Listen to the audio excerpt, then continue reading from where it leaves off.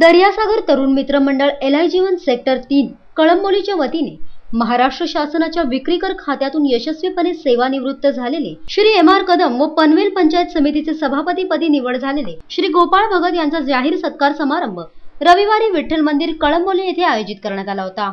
या कार्यक्रमाला प्रमुख पाहुणे म्हणून आमदार विवेक पाटील, शेकापचे जिल्हा चिटणीस बाळाराम पाटील, पनवेल पंचायत समितीचे सभापती गोपाळ भगत, कळंबोली विभाग उपाध्यक्ष बबन मुकादम आदी मान्यवरांसह त्यांचे हितचिंतक उपस्थित होते।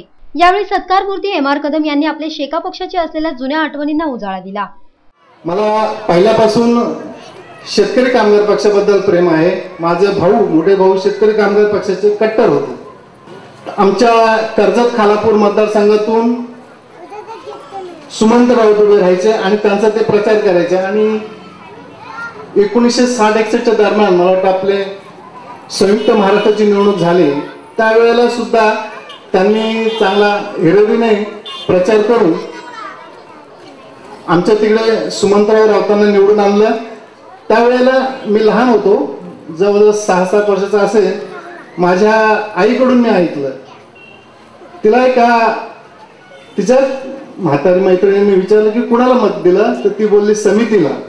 त्यावेळी माझ्या कधी लक्षात आलंच नाही, पण आता जसं मोठा होत गेलो म्हणजे समिती ही शेका पक्षाचं जे घटक होतं किंवा समितीमध्ये शेका पक्ष होता त्या काळात। तर मग तेव्हापासून मी जेव्हा शाळा शिकत होतो 8वी-9वी मध्ये, तेव्हापासून मला शेतकरी कामगार पक्षाचाच वेळ लागला।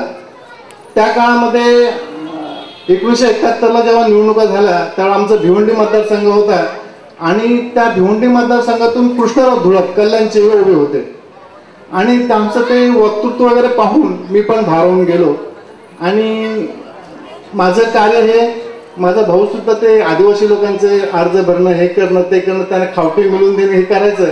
त्याच्यात मी त्या शाळेत असतानाच मी वाहून गेलो। तर शेकापचे जिल्हा चिटणीस बाळाराम पाटील यांनी सत्कार मूर्तींचे अभिनंदन करताना त्यांनी कर्तव्याच्या जाणीवेतून काम केले असल्याचे सांगितले।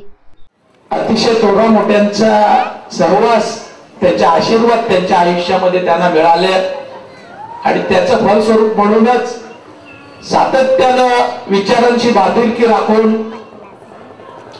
जग कुठल्याही दिशेला जात असलं तरी आपण मात्र प्रामाणिकपणा, सुसंस्कृतपणा आणि कर्तव्य भावनेतूनच काम करायचं या जाणीवेतून त्यांनी काम केलेलं आहे।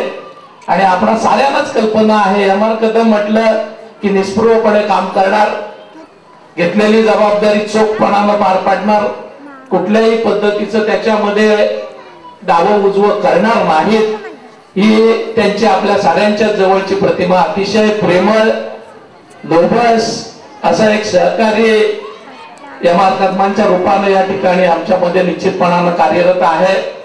मी त्यांना निवृत्तीच्या नंतरचं आयुष्य सुखाचं, समृद्धीचं आणि निवृत्त झाल्यानंतर जेवढं काम ऑफिसमध्ये करत होते त्याच्यापेक्षा जास्त काम करण्याची शक्ती देणारं हो, अशा पद्धतीच्या या ठिकाणी शुभेच्छा देतो। माझे सहकारी गोपाळ भगत यांची पनवेल पंचायत समितीच्या सभापती निवड झालेली आहे।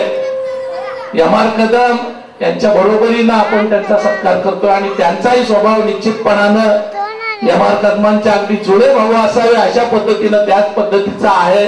तीच काम करण्याची पद्धती, तोच नम्र स्वभाव, पक्षाच्या माध्यमातून काम करत असताना त्यांनी जे मनापासून काम या ठिकाणी केलं त्याची दखल पक्ष नेतृत्वानं घेऊन पंचायत समितीचं सभापती पद देऊन त्यांच्या कामाची या ठिकाणी निश्चितपणानं दखल घेतलेली आहे, त्यांच्या कामाचा गौरव केलेला आहे। त्यांच्या हातून हे अतिशय चांगलं काम सभापती म्हणून हो अशा पद्धतीच्या मनपूर्वक शुभेच्छा त्यांना देतो।